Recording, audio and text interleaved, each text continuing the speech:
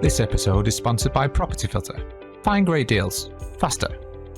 Hello and welcome to the Financial Freedom Podcast, sponsored by us at Property Portfolio Building. This podcast is designed by real people on their journey to achieving financial freedom, and we'll focus on people who've either already attained it, who are joining us on that journey, or maybe a specialist topic that can help you build your technical knowledge to achieving and maintaining that financial freedom. We hope you enjoy it.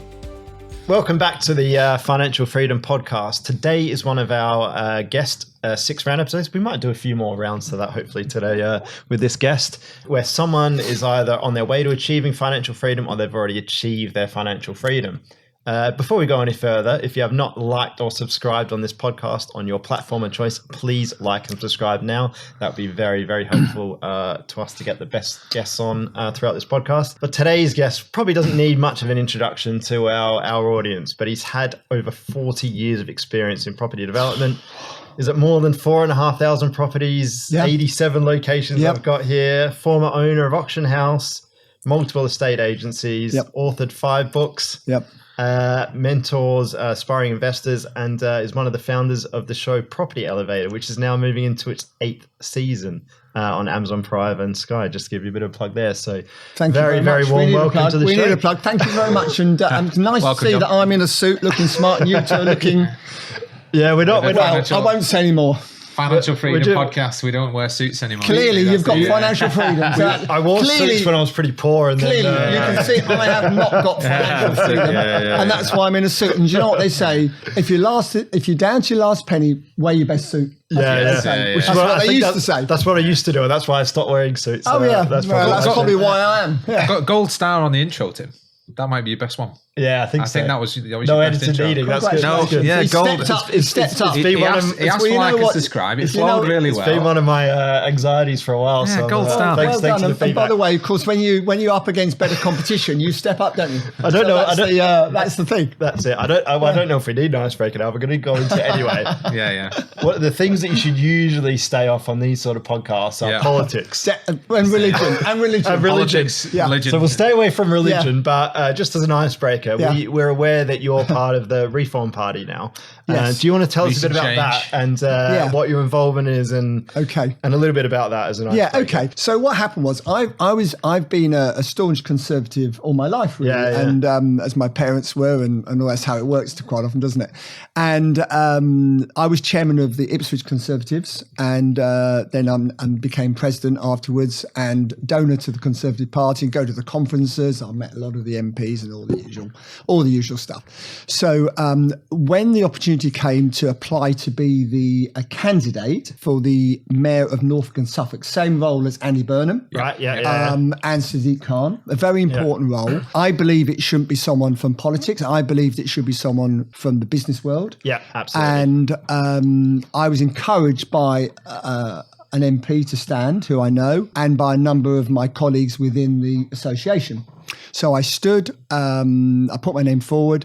I went down to central office for my interview, my first job interview ever at 63 years old. It's not bad, is it? Nice, And I was confronted with Theresa May's husband, Philip, who's very nice man, no sense of humour, but very nice. I've seen him on the TV. TV. He's a nice man. He's a very successful businessman, very nice man. And Claire, who was the candidate secretary for the Conservatives as well. So I had my interview for an hour or so, went very well, I thought, on the whole, and then I had to do a competency test online competence. Right. Now, anyone who knows me at this point will have the head in the hands and go, "Oh my God, he's not going online or going on a bloody computer, is he?" So I had 8 questions to answer in 45 minutes. Well, I answered them in 20 minutes, so that's a bit suspicious how I answered them so quick. But I just answered 2-line answers to questions, and clearly. I thought I answered a bit quickly, but anyway, I just did it. I thought, well, that's all right. And then about 2 weeks later, I got the email through saying I wasn't through. There was 10 new people, 10 went for it, and they cut it down to 5, and I wasn't in the first 5, so I didn't go through to the next round. One of the ladies that did go through to the next round is a chairman of the Conservatives in Norfolk, and she put on a Facebook a photograph of a steak and a red wine, and underneath it she put, "I wonder what the poor people eating tonight." And she went through, and I thought, you know what? I've had enough of this. I've been trying to defend the party for 5 years, the undefendable really, and I had enough. And I thought, that's it, I'm leaving. And it's a big thing to leave because we're a bit of a quirky family. You know, we've got, with an association, a political association, you have people from all walks of life in it. And you get to, you spend a bit of time, we go to the conference together and things. So it was a big thing to do, but I just had enough. And so I resigned. And before I'd even put pen to paper virtually, I had the Reform on the phone saying, "Look, I hear you're resigning, blah, blah, blah, blah, blah." So that was on the Friday. By the Sunday, I was talking to the candidates chairman for the Reform. And I said, "Look, he said, would you like to put your name forward to be the candidate for the mayor, for our candidate to be the mayor?" I said, "I would." He said, "Well, there's a bit of competition and we'll let you know when the application's open, but you'll be, you're very welcome to apply." So that's where we are. So they for the Reform Party, the application isn't open yet, but they are favourites to win it. Norfolk and Suffolk, they are favourites to win.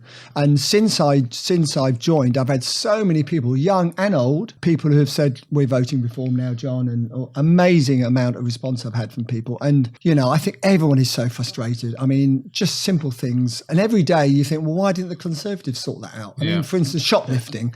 Unless someone steals more than £250, the police aren't interested. I mean, how mad is that? And they have security people there that just watch them and can't do anything as well. No, we're not allowed. And you get told off if you try and stop them. The world's gone mad. Yeah, the world has gone mad. There's children now who identify as cats. Yeah. So you have to put down cat litter in the children's toilets at school. I mean, what are we doing? It is true. That is honestly true. I'm allowed to swear? I'm allowed. Yeah, absolutely. It's a bloody nightmare, and something's got to happen. And I'm passionate about Norfolk and Suffolk. I've lived there all my life. I'm constantly promoting it, and I think I can make a difference. And so we'll see what happens. I remember back in the day. So I was in the. I worked for John and David, who are JD out of JD Sports. Right. Yeah. Right. So did you? Yeah. Oh. This was very early in there. So they've started in Bury. They're Bury-based. Very much family, so. Yeah. Right. So. And they had a little store. They had a little store, and then they opened up a big store in Bury, which is still there on the retail park. Yes. They had a big store they'd gone from Bury to Manchester, a big store in the Arndale in Manchester, and a big store out of town in Bury. And I worked in the out of town one, and I remember we used to literally take shoplifters down. Oh, really? We would tackle them. Yeah, we would we would know. Use the rugby skills. We knew some of the people who would be stealing in and around Bury, because we'd worked in retail for a while. And we would, as soon as they walked in the store, myself and my colleague Joseph, who's now the head of an investment bank, so I won't give you his last name, we would walk to the front. We would walk to the front of the store, and the second they would make a break for the exit, we would literally take them down. You cannot do that now. So now you get charged for that. We would hold them. We would hold them until the authorities come. The police would come. They'd pick them up. They'd take them away. They would charge them with whatever the shop did, and we would get the item back. Sounds fair. I mean, what's wrong with that? The police know who these people are and won't do anything about it. I've always been a great supporter of the police. It's a tough job. They don't get paid enough for what they do. But it's not them. It's the people higher up in the police force that are giving the orders. That's it. It's all political, and it's absolutely they're an madness. Enforcement organisation. They're not a rule-setting organisation. It's called the thing. Police force, but there's no force anymore. Yeah. It's absolutely crazy. They rather check people being rude online to people than anything else. Absolutely. It's madness. So it's got to change. Yeah. Right. Fair enough. So just to close this out, then. Yes. Will Nigel Farage be the next Prime Minister of the United Kingdom, in your opinion? He's got to stay fit, hasn't he, for a start? Yeah.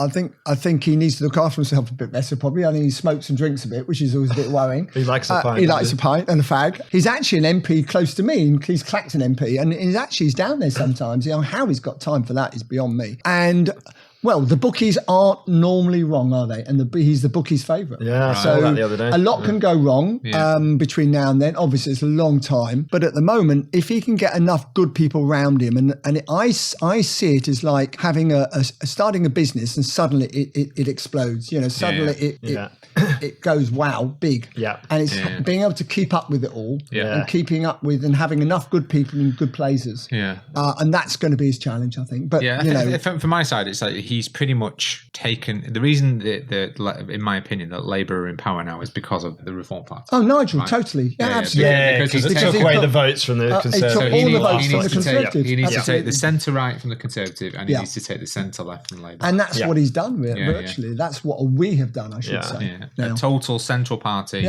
which is now saying we need to tear up the script. We just want some sensible policies. We're so embarrassed to be English or to be British. It's bonkers. Right. Absolutely bonkers. Right, politics done. Politics done. Over. Financial freedom. Shall I go now? Property, business. Right, property, come on, let's get on. So we're the Financial Freedom Podcast. Yes, we're not you a are. political podcast. No, absolutely. And absolutely. The question that we always ask our guests is, what is your definition of financial freedom and where you are on that journey? Well, it's very interesting because I think you go from wanting, put it this way, you buy a terrace house, okay? You do well, you then go and buy semi. You do well, you then go and buy detached. Aspiration, we're all aspirational. All right, you're saying this is a property ladder to live in. Yeah. Then you do a bit better. So you buy a bigger house. But when you buy that bigger house, you suddenly need a gardener. You then need a housekeeper. You then buy a bigger house and you've got horses and you've got land and you've got this and that. That's where I am. I've got a bloody entourage to keep going. So have I got financial freedom? You then go and buy a yacht. I haven't, by the way. But then people go and buy a yacht. Oh, hang on a minute. We need a captain to run the yacht. And we can't do anything without the captain. And we haven't got staff. So have people who are really, really wealthy, and I'm not in that league, but if people are really, really wealthy, have they got financial freedom or not? Well, it depends on your definition, because we talk about it a lot. That like if your costs and expenses are very, very high, you need to make more than that technically to be financially free. I need to earn more and more and more. So have I got financial freedom? I suppose to a lot of people, of course I have. But it's a difficult one, isn't it? Because if you need to rely on loads of staff and loads of people to run your life, which these multi-million billionaires do. Yes, absolutely. Yeah. Have they got financial freedom? They can't even walk down the road. They're worried about their children, getting kidnapped or anything like that. Yeah. They've got insurance on them. They've got security for their kids. Is that freedom, really? No. I think a friend of mine said to me, there's a level of freedom and financial freedom, but once you go over that, it becomes a real problem. And someone else said to me, big assets, kidder, big problems. And there is that as well. So I think there's a sweet spot between being and business as well. If you've got bigger business, there can be bigger problems, but obviously you get the financial rewards as well. So I think there's a sweet spot between having not enough and having too much. Because you had too much, what do your kids do? Unless they're very special, they end up doing nothing in their lives. They need a focus. So I love the Jimmy Carr quote about that, though. There's a sweet spot. Which is, you show me a trust fund, kid, and I'll show you somebody who's deeply unhappy. Absolutely. And I think that's probably right. Because it's a lack of purpose, isn't it? Also? Lack of purpose. There's no need for them to do anything. So I still need to do things. And I love doing things. And I love doing podcasts, and I love meeting people and working with people. So I'm enjoying life. That's a good answer, isn't it? Because it's funny because we tend to interview a lot of people, don't we, at the front end, which are they're trying to build a financial freedom, which is a time freedom, and then really it all comes down to time freedom. At the end of the day, is what people are generally trying to achieve. But the time freedom podcast doesn't have the same ring to it, is it? So the one also thing, two very wealthy types of people who have got no freedom at all: footballers. Who report to training at 10 o'clock in the morning, sounds fine. But if the manager says you're in at 7, and by the way, you're not having a day off. They've got very strict contracts that they've got to abide by in a way. And you get injured. And the other one are people that go on the train to London every day to work. They might earn millions a year, but they've got to be on the trading desk or something every day. And they're getting the 6 o'clock train every morning, getting back at 8 o'clock at night. Is that freedom? Well, that was one of my big Interesting. issues when I was working a job, is I was traveling around the country. You had a and I'm job. Wow. Australian and had a job. Not in a bar. Isn't that amazing? Well, not to go back to politics, but we were talking about this before, right? So Tim, obviously, did you marry in the end, or did you get a visa? Or So I had initially, I was here on like a what we'd call a youth mobility visa, and then it transitioned into a partner visa after that. Yeah, of course it did. Do you know what I think should happen now? I think anyone who comes to this country should have, and we're not talking about politics because I think this is just sensible. I think they should have a return ticket and they should have health insurance. That way they're not relying on it. And I think that's quite sensible. Why would you I had those two things when I moved over. You did? You qualified. Yeah. I qualified. Under your definition, How I the bloody hell are you qualified. still here? That's what I want to know, don't you? Well, I like it, apart from the weather. Yeah. Yeah, brilliant. I do enjoy it, yeah. Good. Everyone says that. Good. Like, why would you? It's a good place. It's a great place to live. Yeah. Fantastic. That's why so many people there's live things here. can be improved, obviously. Well, We've they will. touched on, They anyway, will. Soon we've as touched on those, but once the same with reform every are in, country. don't worry, really. we'll sort it all out. So it's interesting. It's going back Yeah. to the financial freedom definition. So it's really interesting listening to your explanation here, because it seems like that we interview people at the front end trying to build that financial freedom, that time freedom. But then if you go too far, or you aspire too much, there's another level to it, isn't there? Which is you're no longer free. And I look at people, company like the royal family. They've got no freedom. Zero freedom. lot of wealth, but Like not no A freedom. tier celebrities. I'd rather, if I was going for on the celebrity, I'd rather be a B tier, being totally open. Yeah. Than an A tier. But also, can you imagine every 2 minutes being photographed? And videoed. No, it'd be horrible. And we've got Ed Sheeran lives quite near me. Yeah. Not far away. And wherever he goes in Suffolk, and he's very supportive of Suffolk and everything, which is great, and Ipswich Town Football Club and everything. Yeah. Everywhere he goes, can you imagine people taking, even if he's walking on the beach the other day, and someone said, "Oh, I saw him walking on the beach, and I took a picture of him," and he, and you think, "Oh, cool guy, just walking along the beach for quite." We've got beautiful beaches in Suffolk and Norfolk. I mean, he's just walking along the bloody beach. Leave him alone, I'd be paying my personal trainer a lot more money if I was, front page of the papers every day. It's crazy. Yeah, it must be like that. And I know it's like it goes too far, is what I'm saying. Yeah, it's a first world problem, isn't it? But at the same time, that's the stress is relative to you. And right? also, all these stars, doesn't matter how much money you've got, you've still got the same problems as everyone else. Health, you've got children. If your kids are playing up or something, or probably more so if they're So then you become a target as well. I'm not being funny. There's all these things that I think it's a good point. Is there's always challenges, there's difficulties, hard things or whatever, but it's no one's got a perfect life. No. And the one thing I think these days is people are looking for that perfect life. You know what? And perfect deal, perfect this, perfect that. They don't exist. We've all got issues. We've all got problems. Get on with it. Try and make the right decisions at the right time. And some of it is luck, let's be honest. Be positive, make decisions that suit you. Look at what the worst scenario is. If you can live with the worst scenario and the best scenario is a hell of a sight better, then you probably should be doing it. Yeah, exactly. Simple. Keep it simple. Yeah, I love that. Right. So the next question is obviously You're doing quite well so far. Thank you. I appreciate it. That's all right. Yeah. So we don't know whether we've achieved or not achieved your financial freedom. So I might slightly move the question to what? I sound like a politician, don't I? It's good. I'm you pleased. do, yeah. It's suited very John, well. is it yes or no, John? Have I got financial freedom? I've got time freedom. Yeah. I've got time. I think time freedom is as much is a lot of people's definition. If I want to I don't take any time off, by the way, because I love doing what I do. But if I want to, not do anything on a Monday and Tuesday because I want to watch my granddaughter go and play tennis or something, I can do. So there's a lot of people these days because it's flexible work and so on. So I've got professional recognition that I'm a decent person on the whole, and I'm relatively successful, although we all make mistakes. I've got some time freedom financially. I've got a lot of borrowings. I've got a lot of assets. And if you said tomorrow you sold everything, yeah, of course, no problem. But you're never going to do that because if you got the mentality I've got, you just keep going. You keep going. Why does Rachel Reeves will be inviting you for dinner if you sell everything tomorrow, John? Exactly. Yeah. Why are the Rolling Stones still touring at 82 years old? It's purpose, right? Exactly. Yeah, enjoyment, purpose, whatever you want to call it. And so many cheeky bastards tell me, well, isn't it about time you retired like all you because half my friends are retiring. No, I don't want to bloody retire. What am I going to do? Yeah. I love doing what I do. Absolutely. 100% agree with that. So just for our listeners then, what have you done to build your time freedom? Like what specific strategies have you used? Obviously we gave a bit of an introduction before, but just a bit none of whatsoever is the answer. No strategy, just went and did no stuff. strategy in terms of time. Yeah. Yeah. No, to achieve the time freedom. Sorry. I see.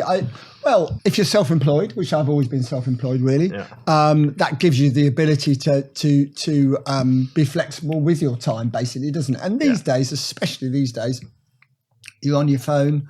You can be anywhere. In the old days, you can work from anywhere. You used to have really, an office, and you had a secretary, and if someone wasn't answering the phone, you think you're missing the deal. So it's all changed. Everything has changed in the last 40 My first years. sales job, we were sending letters. The secretary was literally licking the envelopes because we had no email and nobody had email. And you don't look old enough for that. Yeah, well, it was the borderline of, but it was the problem was the clients that we had didn't necessarily still have the operating method of email. We had it, but nobody had it. You know what I mean? I always see it as smart time. Smart time. And to be fair, as a developer, investor, and I challenge myself to find deals every day. I don't, of course. I get offered lots of deals every day, most of which are a load of rubbish. But I probably waste 90% of my time I'm wasting. We're fools really, because we run around looking at deals, and I try not to look at too many. If I don't, I'm going to buy them, by the way. But you're still looking at deals, doing things, most of which is a waste of time. It's fun looking at deals, isn't it? But we love deals. We do love deals. It's the 10% that you do. That makes it worthwhile. So, John, I'm just going to bring you back to the question a little bit, because I think I'm going to phrase it slightly differently. So, we're the Financial Freedom Podcast. We're property-based. So, absolutely. What strategies have you employed to build a financial base that creates that time freedom? Okay, what I would say is, for most people, and for me, having a rental portfolio gives you that basis of relatively guaranteed income every year and so on. So I think without foundations, you've got nothing. And I think most people in property probably start maybe HMO, that type of thing, and then get a bit tired of that, which is what I did, and then you might start investing in more commercial. But I think that rental income, and I've got a relatively substantial rental income. Of course, the problem with it is mine is quite dated now. So every damn time something comes empty, I'm refurbishing the property, which is expensive. And the yield I get on that property is pretty poor. The only good thing about it is I bought them a long time ago, some of them, and they don't owe me too much money. So I think you have to have... And some good capital growth, I'm assuming. Over the years, not much the last few years, of course.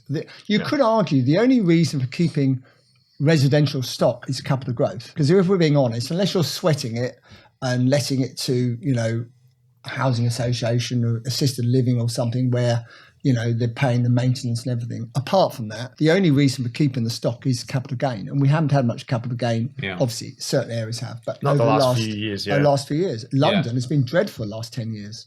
So Manchester's probably had a little bit. Manchester's been good, not huge. And funny enough, in Scotland, we're doing a scheme in Scotland. When you refer to the residential stock, are you referring to, just for clarity, because we get a lot of people who mix these things up. So you talk about baseline. Yeah, I'm talking about owning flats, houses.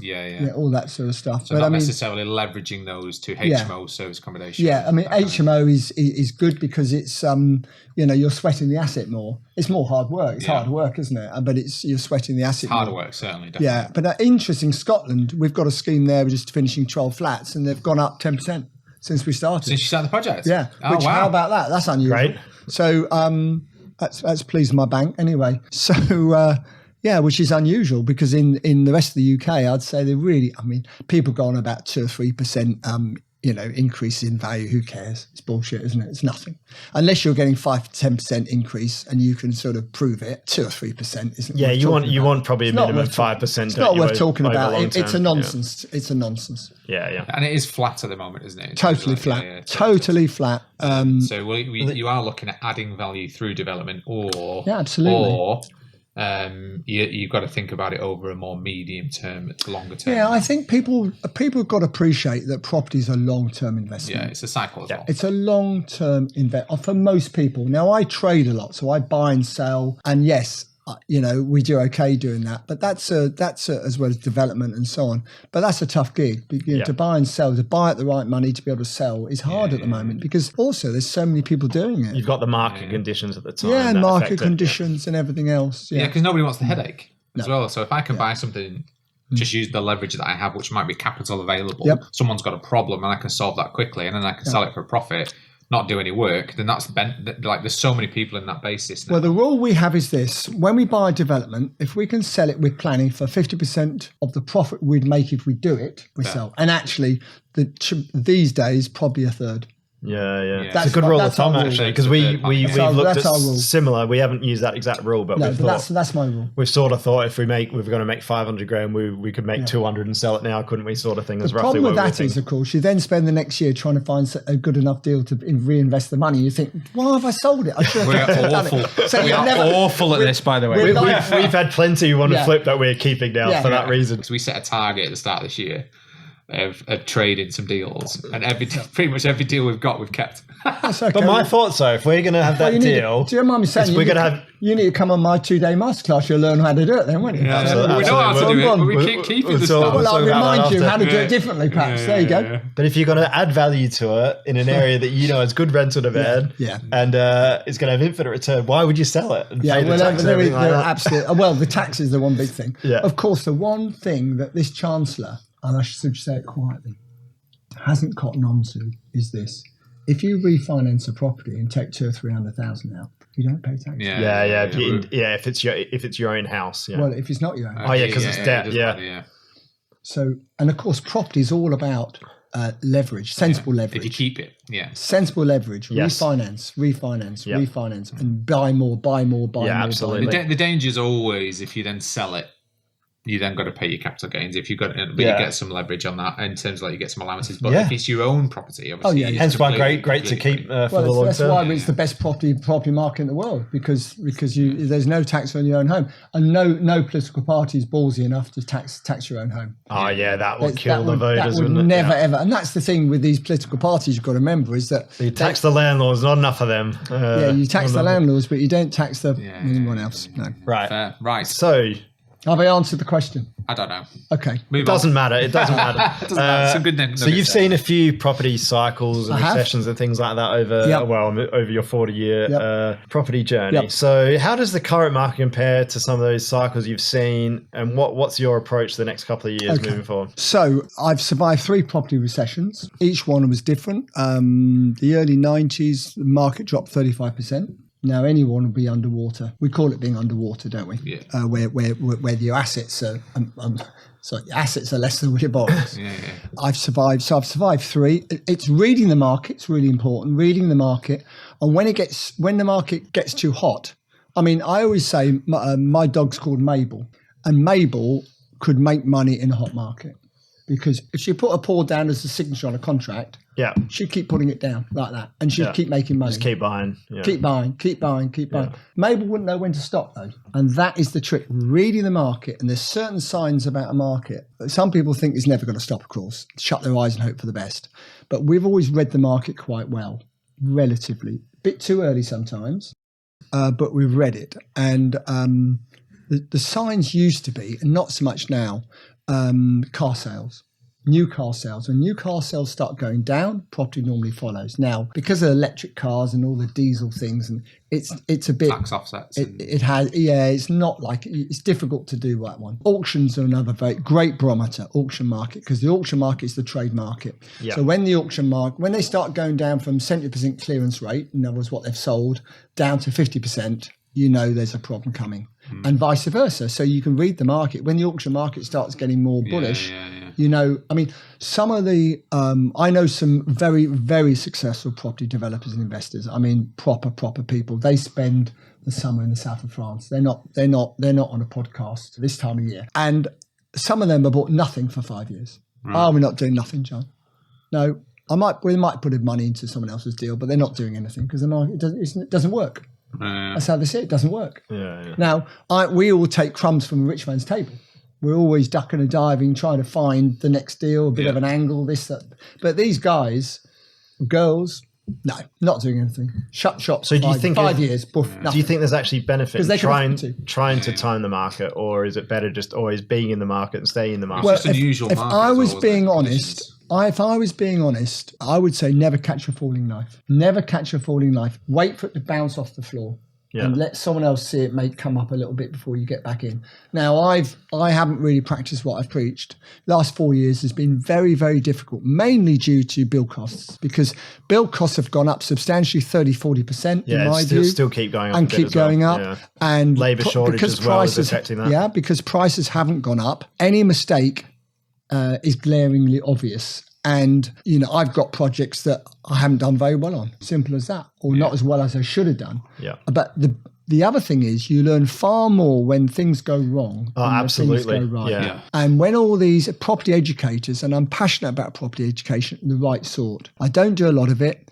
And there's one or two good property educators out there and some bloody awful ones. And the ones that I really can't stand are the ones who say anyone can do it.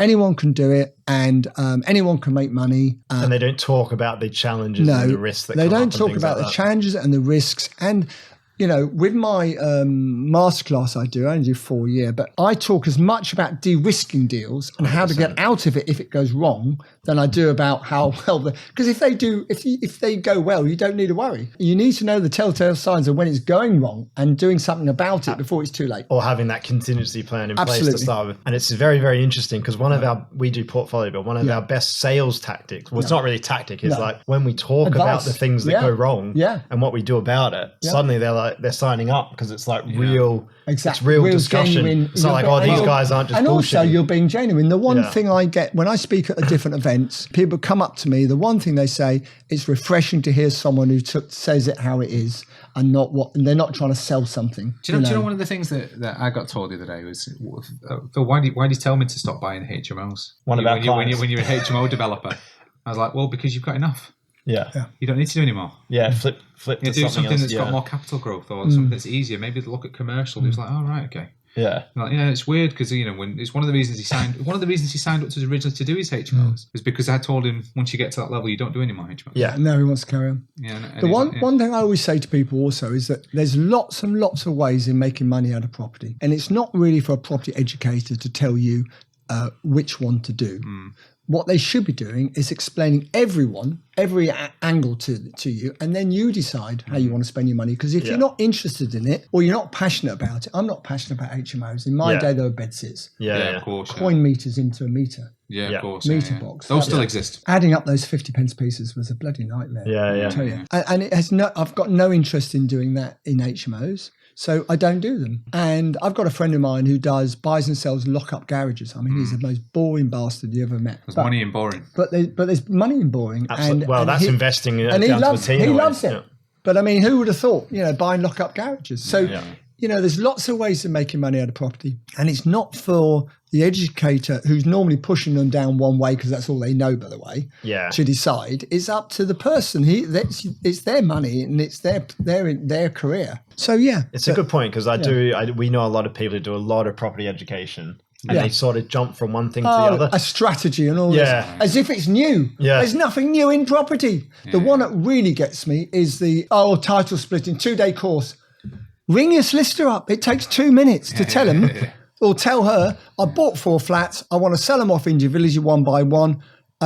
Here's the plan that's land registry compliant. Get on with it. How long will that take? A minute? Yeah. That's all you need. And then underneath of that is it's only going to add value if they're worth more as individually parts than it is as the sum of the parts. Title splitting is this. You buy something in one unit, which is worth something, and then when you split them individually, they're worth more. If they're not worth more, you keep the one unit. Right? Because it's not worth doing. One great strategy is if you're buying 10 flats, 5 flats, sell 2 or 3, keep the others, refinance, move on. That way you can get your money out, because it's very hard to get your money out on a one-off deal these days. All your money out, I think. But it's challenging. It's challenging. And we have lots of those discussions with new investors that go, I want to do this and I want all my money out. It's not realistic. How many? What are you getting at the moment, and what return are you getting, and how many have you done? The two things you always get is what you're looking for: 10 grand a month cash flow and all my money out on every deal. And I'm like, well, good luck. Do you earn 10 grand a month cash flow now? No. Yeah. Well, that's not what you need. Ain't gonna happen. And number 2, how many all money out deals are there available? Well, unless you buy and sell, there's no all money out, is there? Very, very challenging. Or you've got to add a lot of value, don't you? Right. So obviously you're a strong advocate for de-risking. Very much so. Doesn't always work. What I want to know is yeah, exactly. No, I Doesn't agree always with that. work. I agree with that as well. So what are some of your sort of like key golden rules for managing risk before committing to a deal? Or Okay, so I've got 3 golden rules for people, and they are this. One, you should be able to buy if you're buying a property, you should be able to sell it on before you paid for it for more money. Because if you can't, it's not a deal, is it? If someone else isn't going to pay you more, you should be able to buy it, refurbish it, and sell it and make a good profit. You should be able to buy it, refurbish it, refinance it, and get, I think, realistically, 50% of your cash back. These days, it used to be a lot more than that, but it's not at the moment. But if you buy 3 flats, you should be able to sell 2, keep 1, refinance, get all your cash back. Yeah, or simple thing. If you had to simple. So let's say I did put 200 grand into a deal. Once it's finished, refinance, you get 100 back. That's that would pass that bracket. You always need your dealing money back. You've got to keep your money moving. Because that's momentum investing at the end of the day, and otherwise it's just tied into it. And that's where auctions are so useful, because people look at auctions and they think, oh well, I'll shove it in auction because I can't sell it, or I'll buy at auction because they're cheaper at auction. But actually, putting things in auction is great for cash flow, because it's not like begging a solicitor to exchange contracts on a Friday. You've got an agreed time frame, you've got your money within a month. Yeah. So I love putting things in auction and trading. And I mean, if I never had to develop anything, I wouldn't. I'd just trade. If I could buy portfolios and break them up, so cash and carry. It's all cash and carry. Yeah. You buy it trade price, big box. You then split it up, sell them off individually, the contents of the box.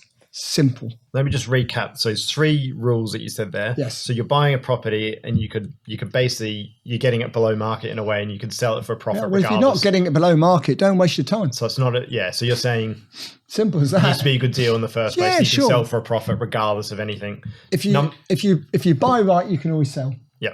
And then number 2 is you refurbish that property, you should be able to sell for a profit. Good profit. And then number 3 is if you refurbish it, refinance it, you should get minimum 50% of your money back. So. Yeah. Realistically, yeah. I really like that. That's pretty much how our business works. It's simple. We haven't documented like that, but it's kind of you're like copy that. You're going to take it off me now. We're going to take it off you. Absolutely. That's it. I've just wrote TM at the top of that. Yeah. John, Well, if you want, to be fair, I am. We don't trademark solicitor as well, by the way. To be fair, I am these days, due to my age probably, I am getting involved in some non-exec directorship roles, so I am available to you. So if you think I can add value, I've just become a non-exec of a housing association act, which is very interesting. That's cool. Very interesting, and it's a housing association for profit, and there aren't that many of those around.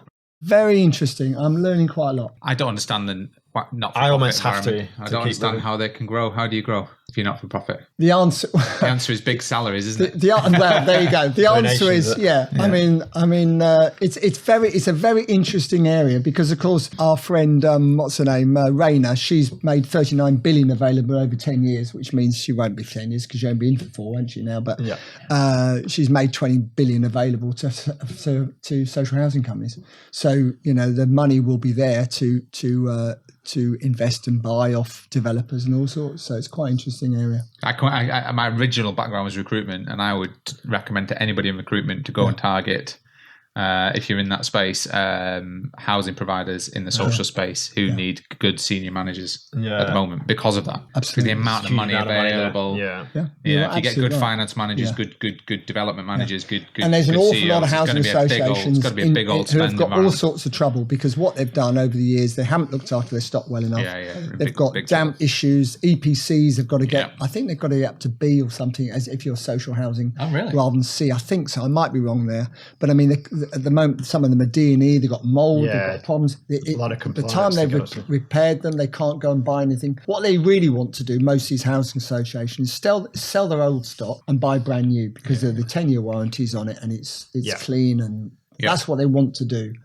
And they're not able to, because we can't buy, as a private investor, you cannot go and buy housing stock off housing associations, because they've got social tenants. You can't take over social tenants, so they have to sell vacant. Of course, as soon as they get vacant, they've got no income, so it's aspiring. Basically how the it's difficult for them to actually get rid of this stock. But funny enough, they can now sell it to us because I'm involved with a social housing company. So we can buy the stock and we can inherit the tenants because we're a social housing association. So we can do it. Yeah. Right. Yeah, there you go. Stop the podcast now. This episode is sponsored by Property Filter. Property Filter is the #1 property tool for today's property professional. It brings in all the data points and sources from all the property portals and auction sites into one convenient place. Then you have the option to overlay all the clever strategies found in the Property Filter blueprint to find motivated sellers faster. Now, we use it on a daily basis. It saves us over 80% of our time when looking for properties. And if that sounds like something that you want in your lives, please go to register.property-filter.co.uk/PPB, which is the discount code for this podcast. You will get 2 weeks free and a discount on your first month. That's it from me. Back to the podcast. Right. So you work with a lot of new developers, property developers. You mentor new property developers Yeah, as well? so I work with, I don't work with a whole load of people because I'm busy doing my own stuff. Yeah. And I think if you're going to get any advice of a property educator, I'd always want to know what are they doing? Are they purely educators? And there are people who are just purely educators. Nothing wrong with that. Or are they looking to, use your money to increase their businesses? Or, are they looking for angel investors? Is that why they're doing it? And there's lots of things. I would just check them out. Just research people before you invest money with them is what I would say. And how do you counter that with because we get people approaching for mentoring and things like that, and one of the biggest challenges we have is it's time consuming, and people can be demanding and things like that. And obviously we're doing lots and lots of projects, so our challenges is because we're doing so much of the development and the projects and the sourcing. It's hard to do the mentoring. Oh, you take holidays, though, don't you, and things like that. I don't do that. I don't take holidays. I work 7 days a week if I have to. You say they're holidays, but with 2 young kids, it's more stressful. Than, well, we don't. I took my first. Don't mind me saying that's your fault, isn't it? Absolutely. So that's your fault. I took my first 2-week holiday this year for 4 years.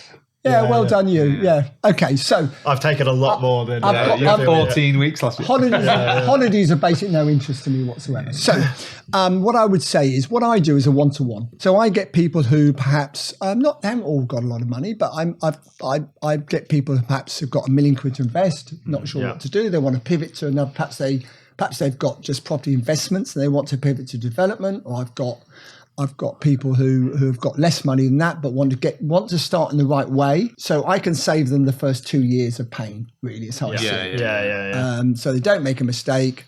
Yeah. It's not the amount of deals you do; it's the quality of those deals. Yeah. Do one good deal a year. See, I get people to come. I want to do 5 deals in the first year with you, John. I said it's not going to happen. It's a bit of an ego thing. It's not going to happen. Yeah. If we can find one good deal, and you're happy with that deal, and also risk is all relative to that person. So I've got. I won't say where he's from, but I can say his name, Simon. Now, Simon, successful businessman. He's probably got £1 million to spend. Very cautious. Yeah. Taking him a long time to build exactly. £1 million. Yeah. So his profile would be he's not going to make a whole load of money because he's very cautious. He's going to do okay, and he's going to build what he's got. And he doesn't need to take risks because he's got money. Yeah, it depends where you're at. It depends where you are and how old you are and so on. So for someone like Simon, he's very professional, very thorough, very cautious, and there's nothing wrong with that at all. More cautious than I would be. Then I've got a footballer who very bright, former footballer, very bright guy. He's a bit more relaxed, takes a bit more chances. Bit less money than Simon, but he's still got some money to invest. And then I've got someone else with substantially more money, who just getting into it. So he's got a clean piece of paper to write on. So I've got to make sure he goes the right way. And then I've got other people who, I've got 1 or 2 others who are modest, got modest amount. I think genuinely for me, they need to have 100,000. If they've got 100,000, I can help them. And most of my advice and my consultancy is based on action. So, if they haven't got the money but want to do it, I tend to send them to someone else I know who I can trust to look after them and get them going. So I tend to deal with people with a bit more money. First of all, the first thing I do, if they've got assets, is says, right, let's look at your assets. Let's see what your loan to value is on those assets. If it's not enough, let's increase it to get more wedge out, to have more of a raise some funds, raise release some funds. equity. If you're a little bit high, let's sell something and reduce your borrowings, because you don't want to be over leveraged. But you can be too clever. You can be too clever with the leverage. You can be super clever and borrow 80% and think, oh, Christ, this is great. I've managed to borrow more than everyone else. Market goes a little bit wobbly. Yeah, suddenly you're in trouble. And also, if you can be too clever sometimes. If your valuation's been too high and you're at 8%, you've sometimes got no equity. Absolutely. Sometimes a valuer can do you a disservice. We've asked values been brought down for that reason occasionally. Yeah, I had a valuation the other week. And he rang me up. Oh no, the bank rang me up and said, "I've had the valuation in, John." He says it's 200,000 more than you're paying for it. Yeah. Well, why is that? I said, "Because I bought it cheap." Yeah. Good deal. Got a good deal. Yeah. They're worried about it. It must be fraud. It must be fraud. Yeah. I said, "How bloody insulting is that? Fraud? It's not bloody fraud. I just bought it at the right money." Yeah. Why do lenders get annoyed when it's a good deal? You can't win, can you? If it's the other way round, your valuation to be down than up. Yeah, as a bank, it's absolutely bonkers. So they can lend you less, but be more secure that their valuation is that's insurable. Yeah, exactly. Yeah, no, I can see that. Yeah. So just going back. So what I would say is, everything I do with people is based on action. So I want them to be able to bring me deals that I can help analyze. Every time someone looks at a deal, they're learning. We all are. How to analyze it. I can analyze like you can. We can all sit in here. We can analyze a deal within 5 minutes at the most, probably 3 minutes. Yeah, very quickly. It's not difficult. And then if it looks on a fag packet, it looks like it works, then you can look at it in more detail. I get people come to me having done a day's data research. Why? It's a crap deal. You can see it's a crap deal from within 5 minutes. Chuck it in the bin. Yeah. Don't waste time on it. Don't waste time on it. It's beautifully presented. I say it's lovely, but I'm afraid it's no good. Colour scheme. Good colour scheme. Nice spreadsheet. So that's the sort. So I act like as if I'm a non-exec director of their company, really, but I'm not, if you get my meaning. That's the sort of role I take. Yeah. Which is different so we don't have a syllabus. We don't have something that says what is a 3-bedroom semi, and what is a detached house, and all this silly business. It's well advanced of that. Yeah, sounds good. So just want to give some advice for a lot of our listeners that please do early in their property development journey. So if you've got 3 sort of top tips for someone that's early in that journey, like give us your 40 years of experience, your top three things you could. Let me give you the most basic mistakes people make, because I think that's a good start. Definitely. And then the advice, because I think so. The first thing is people paying too much, listening to what the agent says, listening to the agents are bullshitters. I should know. You just need to forget the asking price. I employ 40 of them, and they're all bullshitters, and they wouldn't know a deal if it hit them on the head. They're in a different business to that, to be honest with you. That's the first thing. So paying too much. The second thing is underestimating the build costs. Yes, absolutely. And we all do that because and part of it is because you're trying to make it work. If you've got to make it work and force it to work, don't buy it. It's got to be natural. It's also a balance, isn't it? Because if you're obviously too conservative, you can kill a deal. Of course. And if you underestimate, it's just getting that balance. It's getting that mental balance. And one week you might be more ballsy about something, the next week not so ballsy. And that's the thing. The third thing is time scale. How long it takes to do it. Because time is money, and that can be, when you're only borrowing money at 12%, which we all are. Well, plus fees. Plus fees. Yeah. I mean, what annoys me, I'm borrowing money at the same price as someone who's only just started their career. Yeah. And There's no categories and balances there. That's a good point. That can't be right. I'm sorry, that cannot be right. Yeah. Now, when I'm borrowing money off they call them merchant, not called merchant banks anymore. I'm going back years. We had a checkbook and everything in those days. I never heard that term. Merchant banks, yeah. So when we were borrowing money, we still did from Coots, NatWest, Barclays. That is slightly different because they won't deal with people with no experience. But their interest rates aren't much cheaper than the bridges. So you end up going, well, I'll use the bridge because I get it within a month. I'm no messing around. You lot, 3 months, and we're still faffing around. So time is money as well as the other way around. So absolutely. I've given up with most of the banks. So you say a mistake there is people also underestimating, time scales to do the work and time scales to sell it, because half them think... And the cost of the borrowing.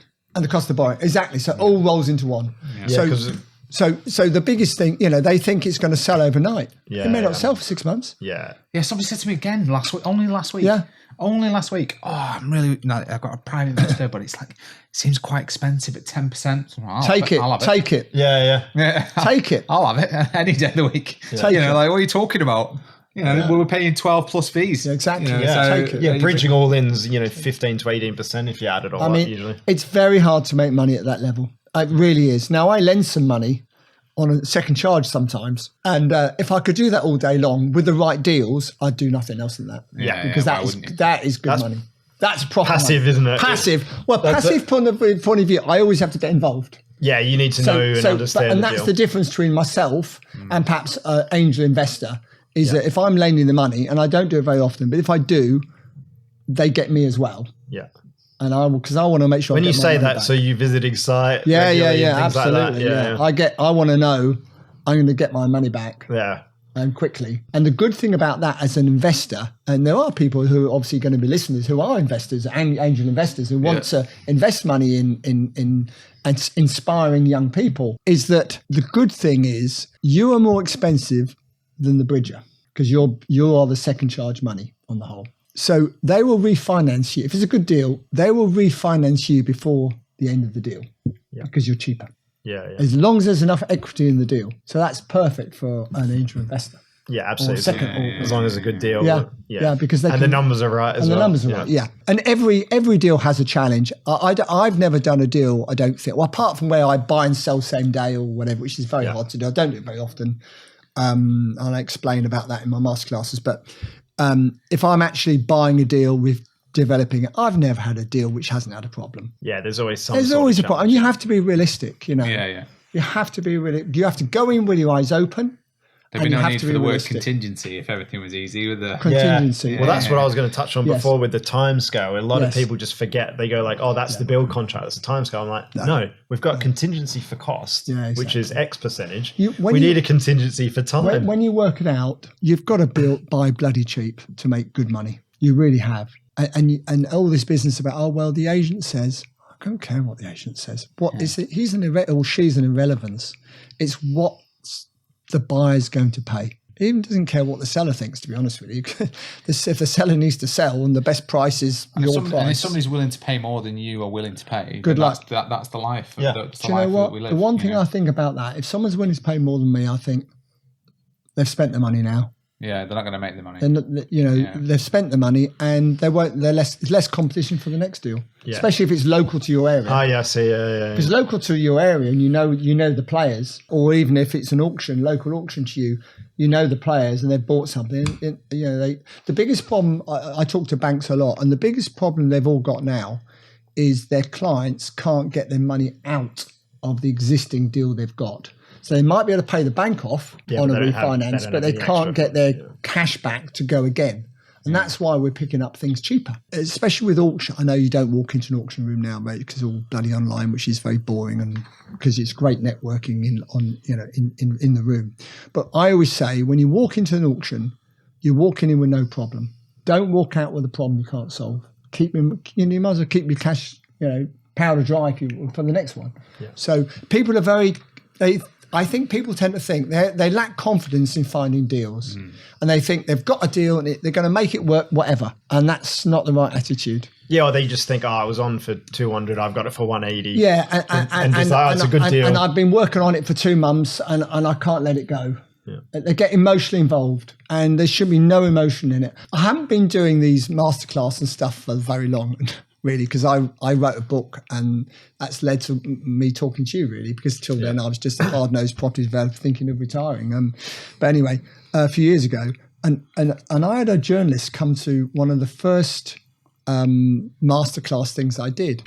And he wrote this article afterwards, said, I've been to a most interesting masterclass, very unusual, this, that, the other, from someone who's been in the business a long time. And the biggest thing that comes out of it is that he's got no passion for property whatsoever. He just wants to make money. And I went, what a bloody cheek. And then I sat down and thought, he's probably right. Is he right? He's probably right. That's a good question. He's probably right. That's how I come across. And it is a business. Yeah. I get people say, you must be so proud of some of the Great Star. We've done our Great Star buildings, historic buildings. You must be so proud of them. And I thought, well, not if I've not made any money. And no, I'm not that proud, actually. I'm more proud of something that I bought and sold and make some money on. Yeah. And you do get like that. You get very hardened to it. You must be the same. You get very hardened to it. Some of the most prestigious projects I've done are probably the ones where I've made no money or a little bit of money. Whereas I think it's always good to see the transformation. But like you said, exactly. If you've got a sour taste because you haven't made any money, you look at it at the end and go, the local community love it. Yeah. But it doesn't mean you made any money. Yeah. What's the most fun thing you're doing now? I think the most fun thing I do now is the consultancy. Okay. Talking, helping other people, because I'm not under that pressure myself. Yeah. It's not my money, which is always nice for a change. So normally my neck is on the line. Yeah. So the emotional aspect's taken out, and you can really logically assess things, can't you? And I work with some really interesting people who are successful quite often in their own careers so far.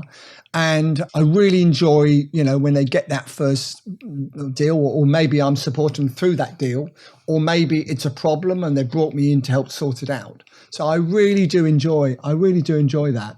And going forward, probably I will do a bit less development and a bit more of that and a bit more of investing long term, because the reason for that is this.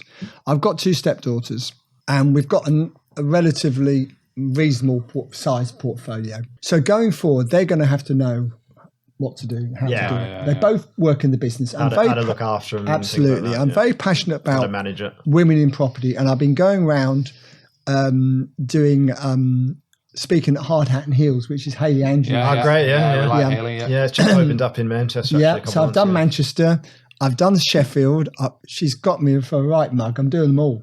So I've got to go. And when you go and do these events, you're the only man there. Yeah. Now, when I was 30, that would have been all right. Yeah. I wouldn't be quite so scary as it is now, I don't think. But it's quite daunting. 60, 70, 80 women, and I do a lot of banter when I speak, as you can imagine. So I have to be a little bit careful. Yeah. And You're fairly straight talking, John, as well. And my stepdaughter says, now, it's Hard Hat and Heels. She organised them all for me. It's Hard Hat and Heels tonight. Be careful. Do not say what you normally say, or don't. I get told of PC police, I call that. Yeah. So, but I'm very passionate about women in property. In fact, with our estate agencies, out of 45 people we employ, 38 are women. Yeah. So we're a similar percentage in ours, actually. Yeah. And they're organised. They're organised. 75% women. They're organised. They're disciplined. They're hardworking. Yeah. So the Hard Hat and Heels thing. Why did I mention that? Remind me. What was I talking about? You're talking about long-term investing with your. Yes, I was. Yeah. So although they're very, very capable of sorting these out, doing, I believe, smaller deals. I don't mean that disrespectfully. They don't want to take the risks that I take some of the bigger projects, like the 85 flat tower block we're doing, we bought for £1. Now everyone goes, oh wow, you bought it for £1. Yeah, but the cost. I need a 3 million grant to make it work. So it's minus 3 million at the moment. Invest a lot of money you know into what I mean? it. So but going forward, they'll be very good at looking after what we've got and growing it on a rental commercial basis, rentals, that type of thing. But I don't think they're going to want to put their asses on the line like I have to get where we are now. So they're going I to be think more that's landlord important. developer So level than they are developer. Yeah, I think I'm keen to work with more assisted living companies, because you can sweat the asset more with them. Yeah. 5 years, fixed rate, fixed interest and everything else, fixed.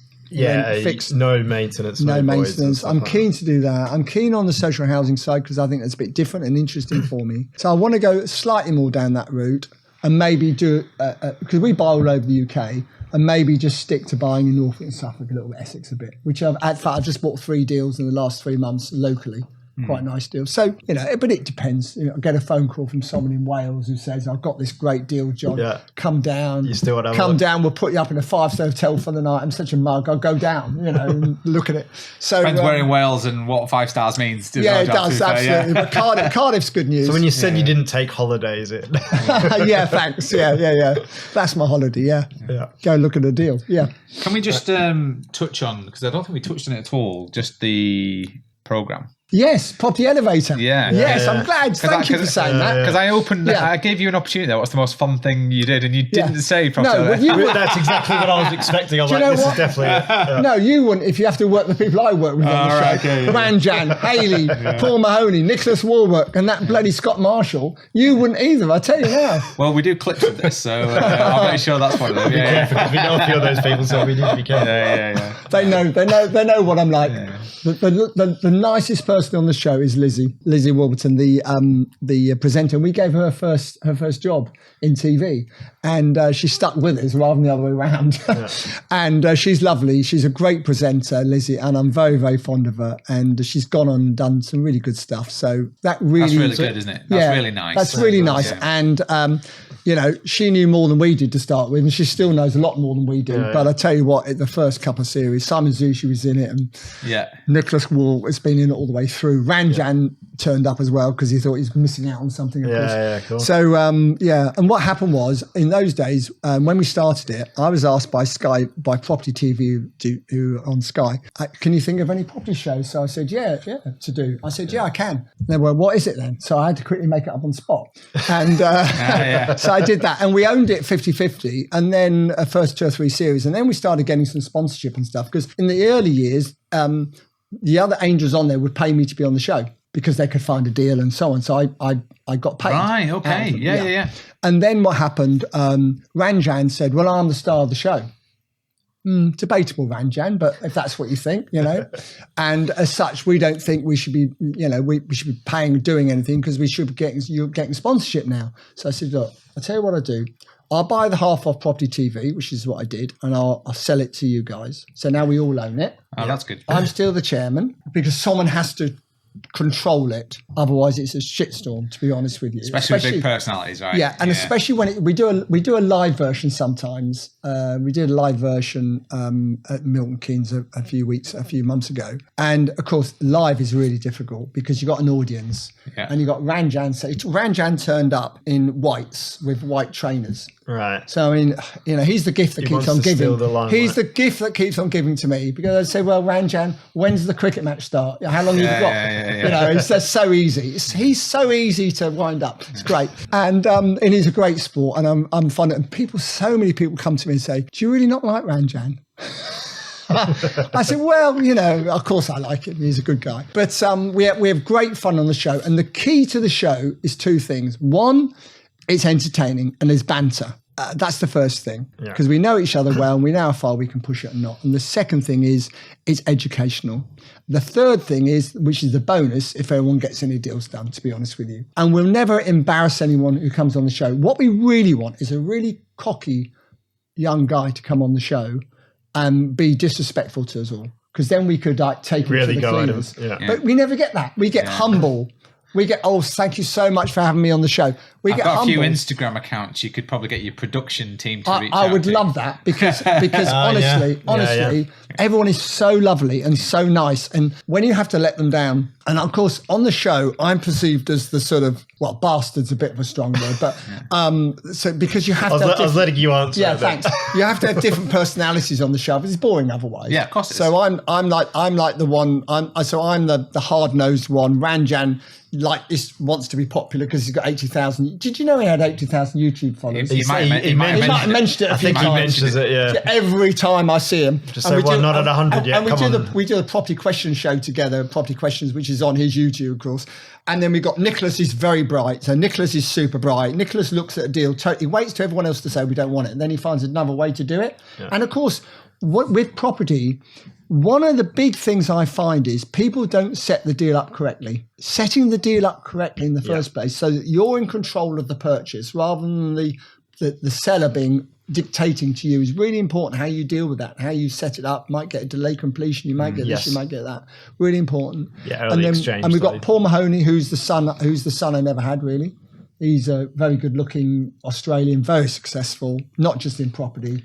He's the one who gets the most clips on, by the way. Funny, you see him swinging around the platforms. He's the one who's always... Of course he does. He's clickbait. Clickbait, Why do you think he's on the show? He's really bright and a really nice guy. Very, very bright. And then we've got, who else we got? Oh, Hayley, who is the data queen. She drives me nuts because she wants to look at data all the time. And I said, Hayley, we haven't got time for that. We only see the deal 15 minutes before they come in. Yeah. Right. Of course, Hayley doesn't like that. She likes to. Everyone's different in how they analyse things, aren't they? She's very talented and very organised and very disciplined how she looks at deals.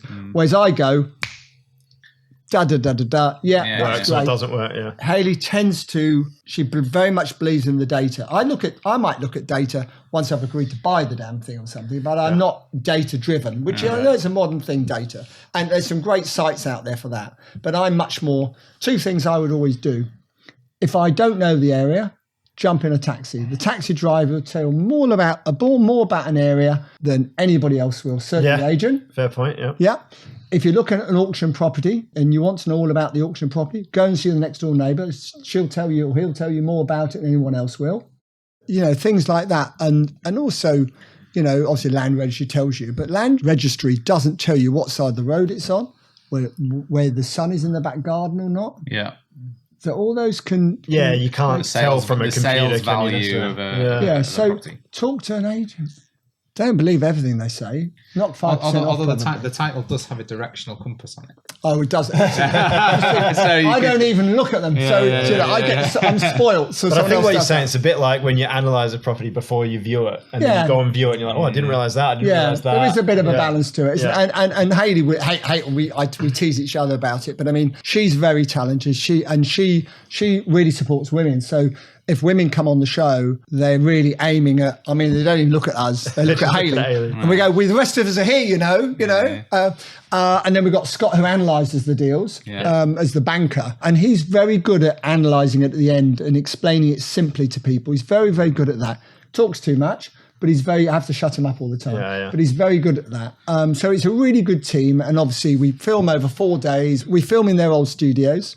And it's a proper production, you know, 7 cameras. Shark Tank. 12 lights. That's American. That's the American version. So, you know, it's a full production now. You know, it wasn't when we started, but now every year it's grown and you know, Roma sponsor it, which is great. And that's really pushed it onto another level, really. So the 8th series comes out in September on Amazon. We're on Amazon Prime. So that's filmed, is it, the 8th? That's all done. It was Sky Arts, It's believed in the can. That's what it's called, apparently. In the can. When we got the new production company 2 or 3 years ago, they said, we've got a talent calls at 10. We all went round going, talent call? What does that mean? That's you lot. All right, talent. We're talent, apparently. Ryan Judd loved that. Oh, God. Oh, my God. He turned up last time in a suit, time before actually in a suit, and I said, you look like a 1970s porn star. And that's the only time he's ever got the hump with me. Oh, really? He had a bad morning. He got there a bit late. He was a bit flustered. And I went, first morning of the show, filming. We film over 4 days. And I went, you look like because he sits next to me. I said, you look like a 1970s porn star. And it was on camera. And he didn't like that very much. He got a bit upset. I did apologise. It's the only time I've ever apologised to him. I think I went a bit too far. Yeah, it's fair. It's probably fair. Fair enough. He spent a load of money on it. He thought he looked great. It's all in the... It's all in the eye of the beholder, isn't it? So you know, we have great fun. Good. We obviously go out for dinner every night and it's lots of banter, lots of fun. And it's educational and, you know... People can get deals. Absolutely. Tune in and innovate. And it's an opportunity. And the other thing, it's an opportunity for people. If you haven't got the funds, you know, the whole point is we will look to fund the deal. Real people, relationships as well. Yeah. That's the thing I took away. Relationships. Which is the episodes I've seen. Yeah. It was all of the data and all of the questions. Ultimately, the best people got the money. Yes. Because you're investing in the person as much as the deal. Yeah. Because you'd ask 2 or 3 questions. Yeah. They had the answers. Yes. They understood it and they knew what. And I say this to people quite regularly. They go to me, "Oh, you need a deal pack before you raise funds." I'm like, I have never given a deal pack to anyone. No. But you asked me a question. They invested because it's me. Yeah, that's it. Absolutely.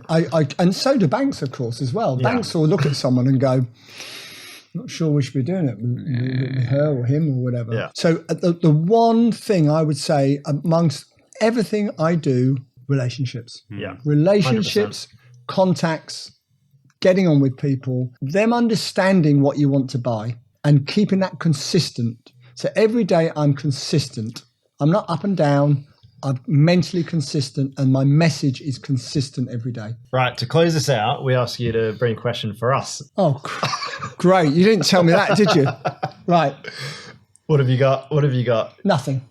So, what question have I got? What sort of question do I need to ask you, babe? You can ask us anything. Really? Anything that you think our listeners would get value out of is probably the best way to put it. Okay. Right. I've got one. Ultimately, what is your final ambition? When you're my age and you're sitting back, not working anymore, what will your biggest achievement, you think, you might have it already, be, and why? It's a good question. Oh, very good question.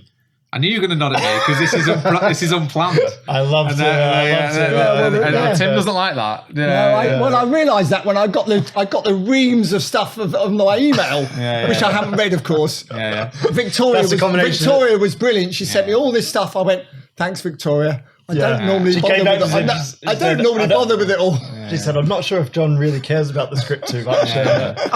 That's a good question. So what we're talking about here then is, so for me, it's... When you're sitting there with your grandchildren, and you look back at your career, what do you think you will have achieved by the time you're my age is what I'm saying. I think for me, it would be, if I'm sitting there with my grandchildren, I don't think I'm going to, similar to what you talked about, I'm not going to retire. So it's good news for your wife. Well, it is good news for my wife, because she won't want you around all the time anyway. Well, she's around, we work from home now, so it's pretty much too much. So, but it's the value of purpose. Yes, I would like to pass on to your kids, my children and my grandchildren. Legacy. I'm being able to, but by that time, rather than being in the mix as much as I am now, agree. It's the value, being able to demonstrate the value of the journey towards that and creating that sense of purpose with them. And a legacy for them. Yeah, I think a legacy for them is pretty much at this point, unless there was something that drastically went wrong. I think the legacy for the not necessarily certainly the generation, my son and daughter, but the ones below that certainly, because I kind of think that no matter what you do in life, it's the next your direct descendants. It's probably the descendants after that are going to benefit the most from it. We know what they say: first generation make it, second generation keep it, third generation lose it. Yeah, exactly. So if somehow I could do you have to anything, it would be to be able to create that sense of purpose to that. So third generation trust. Yeah, a trust. If you set it up in a trust, and at your age, and people listening on this, by the way, inheritance tax, if you set a family trust up now, because all investment property, once you get over, £800,000, it's 40%, and that's going to go down. So my accountant said to me, I've got a family trust set up, and they say, John, you should have done it 25 years ago. Yeah. So that's one of the things I would say is a family trust, because if your granddaughters or your grandsons get married, have assets, absolutely, they can lose them through marriage. So that's the one thing. Advice. Yeah. Trust and trust rules, of course. Protection and what it can be absolutely, used for. And it's not that expensive to set up, by the way.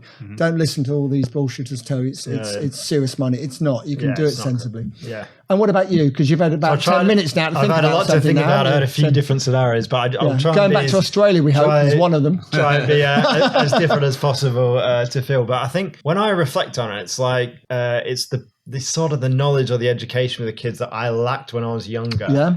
And as a simple example, it took me till I was like 30 to know that there was this world of investing and alternative education and stuff like that.